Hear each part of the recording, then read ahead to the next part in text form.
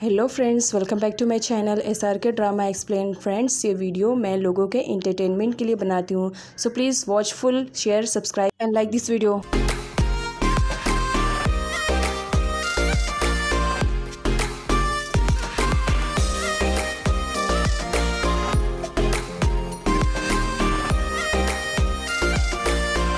Part की starting Chin के parents से होती है। चिन के स्वीट्स लाने की वजह से पेरेंट्स काफ़ी परेशान होने लगे थे क्योंकि इन दिनों हद से ज़्यादा स्वीट्स लेकर आने लगा था चिन। जहाँ पर डैड कहते हैं कि कहीं चिन को वो शॉपकीपर पसंद तो नहीं आई है।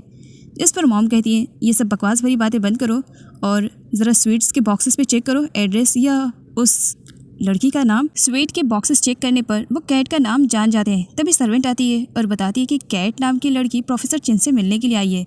इस पर मॉम कहती है हम दोनों अभी बहुत ज़्यादा बिजी हैं, क्या तुम देख नहीं रही हो? तुम जाओ, हम बाद में अटेंड कर लेंगे। लेकिन थोड़ी देर के बाद रियलाइज़ होता है क्या कैट उसे बाहर क्यों खड़ा करके रखा है? जल्दी जाओ फटाफट, ये तो वही लड़की है ना जिसके यहाँ से ये चिन मिठाइयाँ लेकर आता है। इधर चिन कैट के ख्यालों में डूबा हुआ था और उसके स्वीट्स को खा रहा होता है। तब वहाँ पर कैट आती है, क्या ये डिलीशियस है? तब चिन कहता है हाँ ये डिलीशियस है। और अचानक से वहाँ पर कैट को देखकर वो गलती से गिरने वाला था लेकिन खुद को संभाल लेता है। चिन कैट से कहता है तुम यहाँ पर कब आई हो? तब कैट कहती है जब तुम इन स्वीट्स के ख्यालों में खोए हुए थे, क्या तुम्हें ये अच्छी लगी? तब चिन कहता है हाँ अच्छी लगी, इसे तो लेकर आया। बाय द वे तुमने मुझे इन्फॉर्म नहीं किया, क्या कोई काम है जो तुम यहाँ पर आई हो? तब यहाँ पर कैट कहती है एक्चुअली मेरे माइंड में बहुत कुछ चल रहा है, मैं अपने किसी अच्छे दोस्त से शेयर करना चाहती हूँ और अच्छे दोस्त की लिस्ट में मुझे तुम्हारा ख्याल आया। इधर चिन के पेरेंट्स के अंदर बेचैनी बढ़ रही थी ये जानने के लिए कि कैट और चिन के बीच में क्या कुछ चल रहा है। जिस पर डैड कहते हैं चलो ये जानने के लिए हमें उन लोगों की बातों को सुनना पड़ेगा। मॉम डैड से कहती है वैसे एक बात कहूँ, ये कैट मुझे पहली नज़र में काफ़ी अच्छी लगी। इतना ज़्यादा तो खुश मैंने अपने बेटे को उसके एंगेजमेंट पर भी नहीं देखा था जितना वो इस लड़की से मिलने के बाद खुश दिखाई दे रहा। देखो तो ज़रा कितनी बड़ी स्माइल है उसके फेस पे। चिन कैट के लिए टी प्रेजेंट करता है। कैट चिन से कहती है क्या मैंने यहाँ पर आकर तुम्हें डिस्टर्ब तो नहीं किया? तुम्हें बुरा तो नहीं लगा? जिस पर चिन का कहना था नहीं बिल्कुल भी नहीं बुरा लगा, मुझे अच्छा लगा ये जान करके कि तुम्हारे दोस्तों की लिस्ट में मैं सबसे टॉप पर हूँ। तुम कुछ यहाँ पर कहने के लिए आई थी ना? तुम कुछ परेशान दिखाई दे रही हो, क्या बात है? कैट जब चिन को यहाँ पर थेप और अपनी शादी के बारे में बताती है कि ग्रैनीस ने बुलाया था शादी की डेट फिक्स करने के लिए, जिस पर बेचारा चिन अपसेट हो जाता है। वो कहता है हाँ तो अच्छा है ना, थेप के अंदर कोई भी कमी नहीं है, वो तुम्हारे लिए बेस्ट पार्टनर रहेगा, तुम्हें शादी कर लेनी चाहिए। जिस पर कैट का कहना था हाँ क्या तुम भी ऐसा कहोगे? एटलीस्ट मेरी पूरी बात तो सुन लो, मुझे नहीं लगता कि मुझे थेप के साथ शादी करनी चाहिए। जिस पर चिन कहता है लेकिन तुम्हारा इस तरीके से मना करने का रीज़न क्या मैं जान सकता हूँ? जिस पर कैट जंगल वाली बात बताती है, साथ ही वो खुद को और तवन को कंपेयर करती है क्योंकि उसे लग रहा था कि वो बिल्कुल भी यूज़लेस है और एज़ कम्पेयर टू तवन वो तो बहुत ही ज़्यादा स्मार्ट है, काफ़ी स्ट्रगल वाली लड़की है, वो जो चाहे वो कर सकती है, लेकिन कैट ऐसा नहीं कर सकती है। जिस पर चिन का कहना था तुम खुद को दूसरों से क्यों कंपेयर कर रही हो? क्या तुम्हें खुद के बारे में नहीं मालूम है तुम कितनी ज़्यादा अच्छी हो, कितनी ज़्यादा हार्ड वर्किंग वूमेन हो? क्या ये मुझे बताने की ज़रूरत है? तुम मेरी नज़रिए से देखो, तुम बिल्कुल भी यूज़लेस नहीं हो।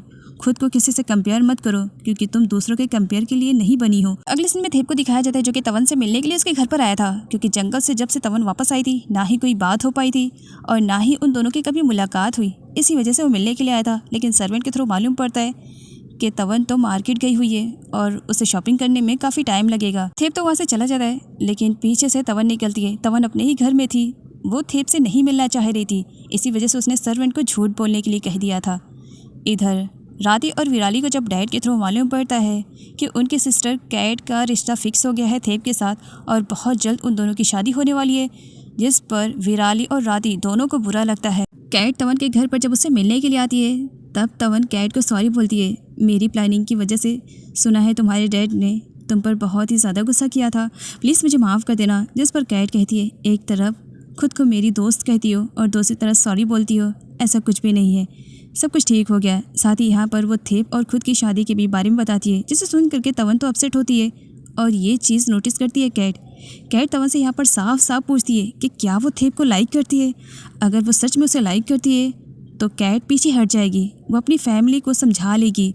जिस पर तवन का कहना था कि उसने थेप से प्यार तो किया है लेकिन एक ब्रदर की तरह बचपन से ही उसने थेप को अपने भाई की तरह ट्रीट किया है, जबकि तवन साफ साफ झूठ बोल रही थी। इधर थेप अपने घर तो जा रहा था, लेकिन रास्ते में उसे कुछ अजीब सा लगता है। इसी वजह से वो एक बार फिर से तवन से मिलने के लिए जा रहा था, जहाँ रास्ते में ही वो तवन के गेट पर कैट को देखता है। कैट यहाँ पर, और अगले सीन में दिखाया जाता है वो दोनों एक रेस्टोरेंट में जाते हैं, जहाँ पर थेप को मालूम पड़ता है कि तवन घर में ही थी। तो यहाँ पर कैट थेप से पूछती है, तवन से तो मैं मिलकर आ रही हूँ, फिर वो तुमसे क्यों नहीं मिलना चाहती है? आखिर बात क्या हुई है तुम दोनों के बीच में? अच्छा थेप, तुम मुझे ये बता सकते हो क्या, जंगल में तुम दोनों के बीच में कोई ऐसी बात हुई थी क्या जिसको लेकर के तवन परेशान थी? क्या कुछ हुआ था क्या? जिस पर थेप उस बात को सोचने लगता है जब तवन ने अपने फीलिंग्स को उसके सामने कन्फेस किया था कि वो उससे प्यार करती है।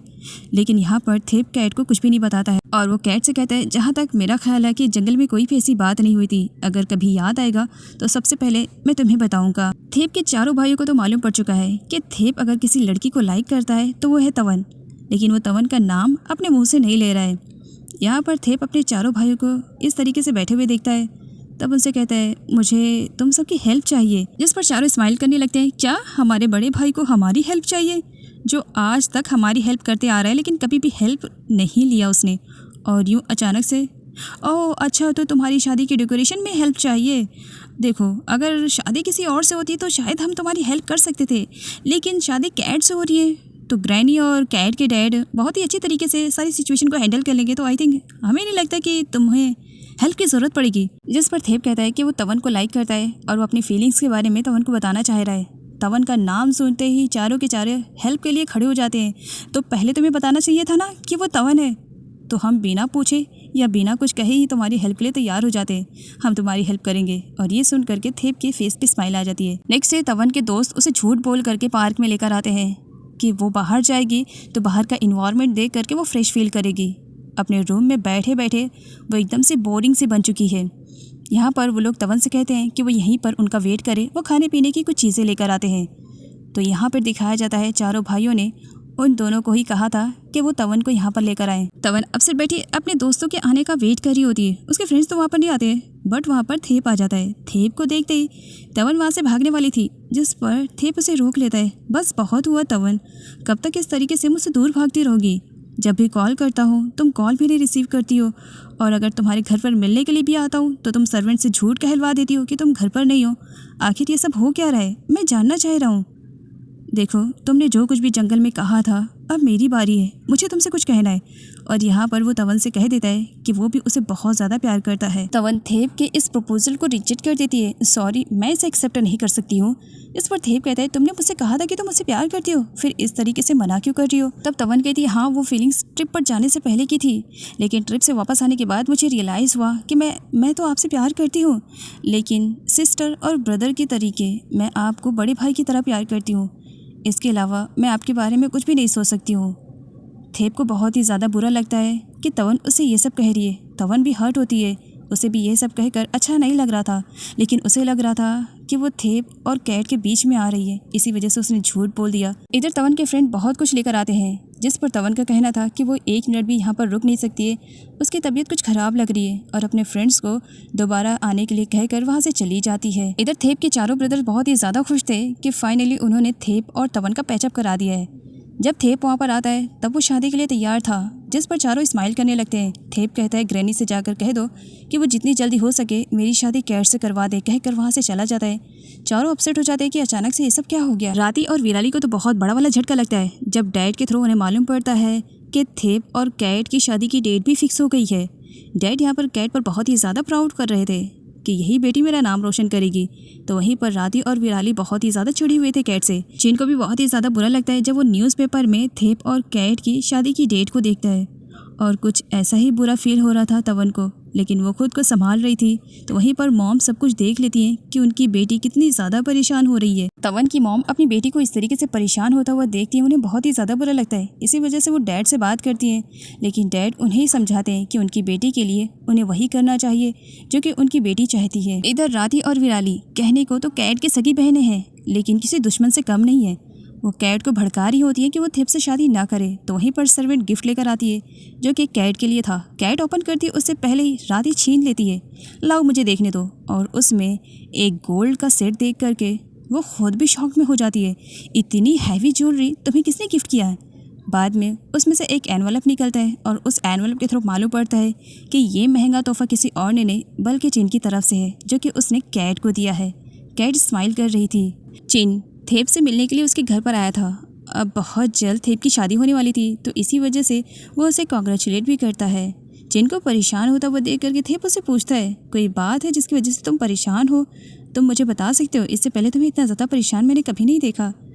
चिन नहीं बताता है कि वो कैट की वजह से परेशान है। कैट तवन के पास कॉल करती है और अपनी होने वाली शादी में उसे इनवाइट करती है, जिस पर तवन कहती है, आई एम सॉरी कैट, अगर मैं यहाँ पर होती तो तुम्हारी शादी को ज़रूर अटेंड करती। आफ्टर ऑल तुम मेरी बेस्ट फ्रेंड हो।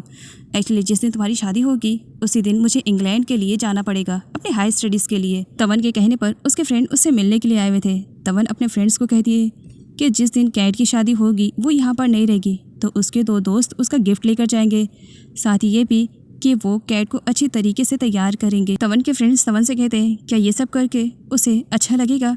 जिस पर तवन कहती है, हाँ अच्छा लगेगा ना, जब उन दोनों को एक साथ खुश होता हुआ देखूंगी तो काफ़ी रिलैक्स फील करूंगी।